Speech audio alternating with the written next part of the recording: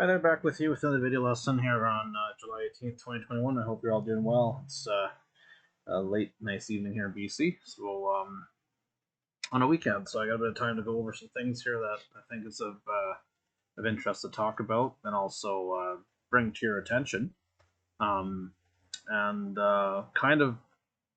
like touching base with you when there's things to talk about, right? So if you don't see continuous video lessons, it's because there's nothing to talk about. And if you look at it, literally the last, May 18th all the way up until here July 16th, it's been a straight shot up, right? So everything that you've seen me post has worked out, right? So I don't think there's really any necessity to talk about that over and over.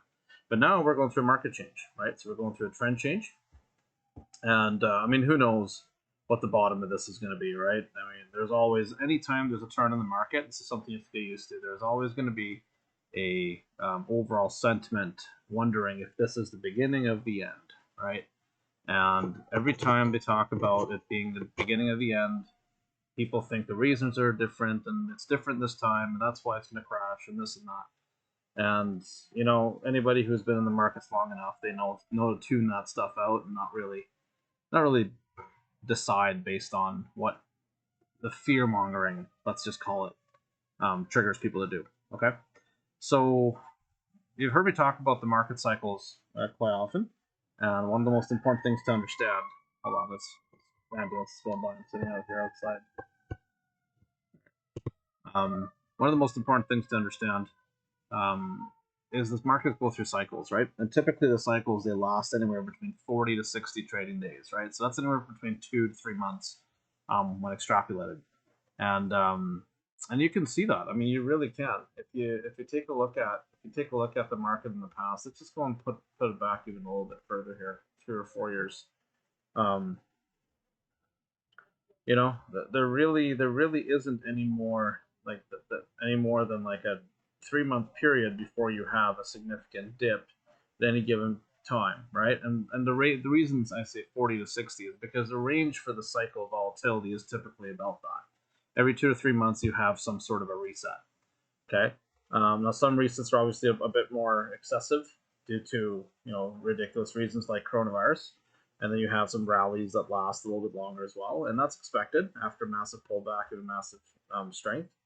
But this isn't anything to worry about, is what I say. Like, I feel like every time the markets are going down, people are naturally turned to getting negative and wondering if this is the beginning of the end, and if this thing is just gonna stop producing income for them anymore, right? Like, it's normal, but I think what's more normal is for you to create a reality of really just understanding that the market ebbs and flows. Okay, so that means it's going to go up, it's going to go down, it's going to go sideways, but the overall context of it is typically upwards. Okay, now yes, I know there's going to be the skeptics that say, yeah, well, you gotta look at the lost decade between 2001 and 2008 and this and that. Yeah, but even then, that's if you held a portfolio and didn't diversify throughout the entire 10-year tenure, then yeah, you would have had a lost decade. But the price swings, even in that lost decade, were phenomenal if you're a trader, right? So you really have to look at this with binoculars of trading, not the binoculars of investing. Investing is a very different game, okay? Trading is capitalizing on price action, which means that when the markets are pulling back, that's a good thing because there's a rebound that follows. Okay, and when the markets are done pulling back, then usually you get the next run. How many of you were frustrated here in April and May, right? How choppy the price action was. And look at the beautiful run we've had ever since, and so many of you have been profitable and enjoying the nice rallies that have gone on, right? So that's what I'm trying to show up here. Okay, like, it's like, even if this thing dips back down, so be it. Let it do its thing. Okay, and you can see all across. It's the QQQ, the SPY, and same thing on the DIA, right? Like, everything's just cooling off a little bit. No reason to panic. And worst case, if this is the beginning of the end, well, then you're gonna have a nice rally to the downside. Lots of beautiful dip buys and shorts that one could capitalize on. Okay, so And then the most important thing here is also that OTCs tend to fire up. Okay, and I just put on the screener here of the biggest percent gainers of the last 5 days under 20 bucks, and you'll start seeing it's no coincidence a lot of the penny stocks are the ones that are actually firing up. And this is just a cumulative percentage over the last 5 days. It doesn't mean how much they're actually up. Like, for example, in LCLP, I mean, this first day here was 2,000%. And if I was to draw the entire range before it started pulling back, it's what, yeah, 2,000, 1,800% basically from start to finish. Right, and now it's not like it's even done. It's just hanging out, right? And they actually have good news going for them, right? So it doesn't mean that just because the markets are pulling back that now it's time to get pessimistic. No, keep looking for opportunities. And in the case of me, I like looking for opportunities in the OTC markets when the markets, the generic listed markets, are slowing down. Okay. So yeah, so LCLP is on watch. Beautiful consolidation up here on the daily chart. GMER, same sort of thing. You know, we've had this massive run. The news has been, the game's not even released yet. So I mean, I wouldn't expect this to really. I would be surprised if this thing pulled back to the 30s and 40s and consolidated, and then ran later on. Okay, so I'm swinging this for longer term. DRNG is in the beginning of its leg up, and they're dealing with the drone industry, which is huge as of late. NSAV is another one that's announcing the launch for its own cryptocurrency exchange, and you know I'm catching it early on here in the dip as well. So this could be a massive runner on the following weeks to come here. Right, we have some resistance to work through, but if we can get some volume into this, we could get a massive run. And on top of that, XCLA is one that I'm holding. Let me put this on the longer 10-minute. Yeah, XCLA I'm definitely holding. This reminds me of the similar style play as CLOV back in April when the markets weren't that great. Just want to bring that up here. QQQ. Let's see here. Markets, April, right. So right in this stretch right here, when we're going through this pullback, CLOV was challenging, right? So let's look at the date range here. So let's just look at the end of April to mid of May. Let's take a look at CLOV, what it did in that time range.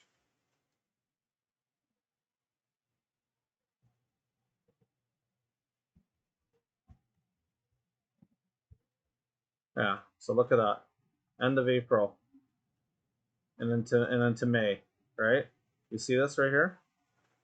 Beautiful, beautiful, beautiful. And then finally, when the end of the rally, right, the end of the downturn in the market finally started setting the uptrend, then these squeezes started happening where you start getting a stock that runs from the 5s and the 6s all the way up to the 30s. So XCLA is very much a longer term hold for me. We have beautiful levels here in the 4s and the 3s and the 2s. Like, this is just a fantastic, for me, again, you can do what you want, but for me, this is a fantastic buy. For an eventual squeeze into the 10s and 15s, maybe 4 weeks, 6 weeks away, something to that extent. So it's a patience play, and I'm not expecting payday right now, but I'm building into that size right now. And let's compare this to CLOV. And unlike CLOV, these guys actually have something going for them, right? So we've had this massive run, the massive pullback, and if we can hold this sort of $3-2 level, this can be really, really, really nice for a massive squeeze later on. And we know that this has done that in the past. Okay. So I'm optimistic. GLG, you know, this one is holding very nice pre-market levels, and with 200 million shares traded on a 70 million float, to me this is heavily shorted, and it's just a matter of when it's going to run again. So this is a longer term swing for me as well. And you know, we'll see what happens with this one. I'm not playing a huge position on this just because it also is.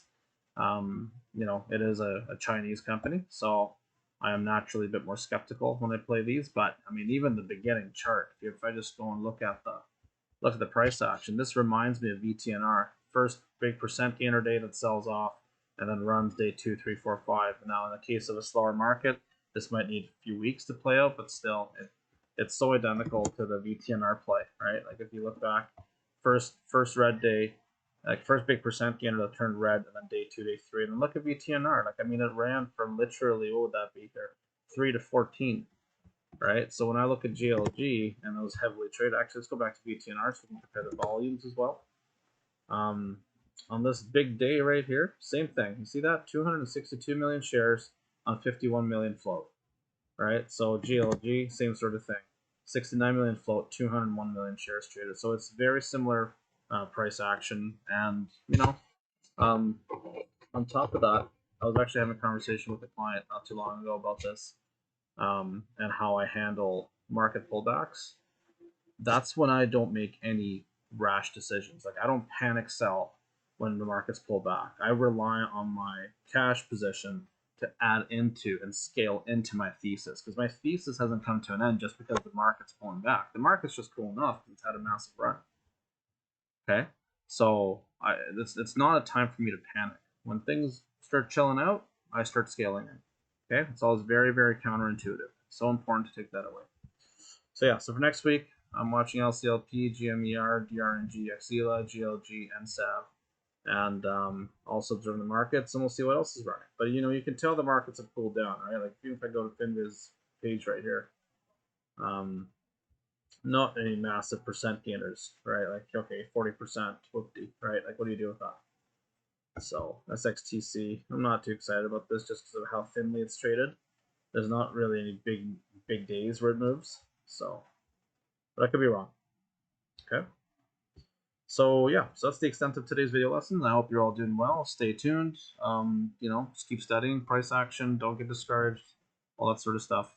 And remember, times like these are not times to panic. They're times to start thinking about how to scale in for the next run up that's getting set up. Whether that run up requires, you know, a 20% pullback market wise, or if it's just a momentary 5-10% pullback before they run, then so be it. Okay, but it's not the time to panic for me, and I'm just looking for opportunities to scale into. Okay, I hope that sets with you well, and have a fantastic weekend. Take care. Bye.